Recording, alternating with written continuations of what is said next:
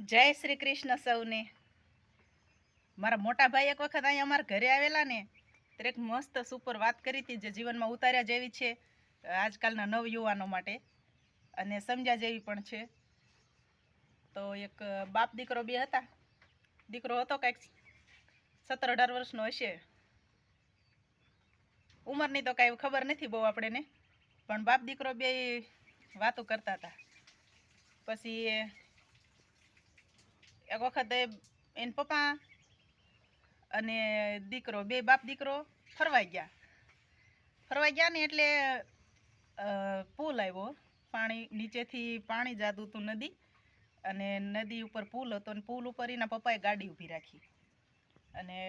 રાખી અને એના છોકરાને કીધું કે બેટા તું આ પાણીમાં હું તને 10 રૂપિયા આપું તો તું નાખી એક? તો કે હા નાખી શકું પપ્પા, એમાં કઈ મોટી વાત છે, પાણીમાં પૈસા નાખવા એમાં શું? તો પપ્પાએ 10 રૂપિયાના સિક્કા આપ્યા એને. તો એમ કીધું કાલે એક એક એક એક કરીને નાખ અને ગણતો જા.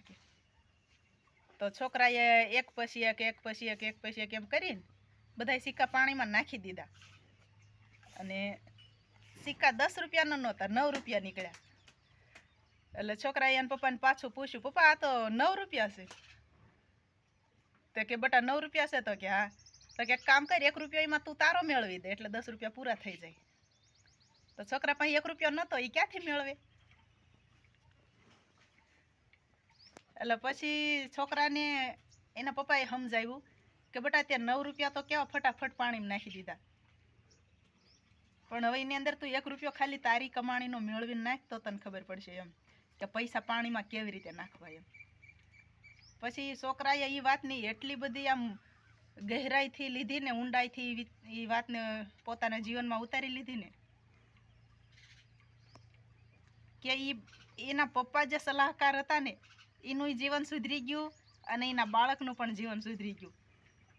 અને એ દીકરો એક એક પૈસાની આમ એવી રીતથી ગણતરી કરે ને કે એના પપ્પાને એને ગુરુ માની લીધા. જય શ્રી કૃષ્ણ. તો કેવી લાગી વાત? આગળ જઈને એ દીકરો અને એનો બાપ કેટલા મોજથી આનંદથી જીવ્યા હશે. ખુશ રહેજો.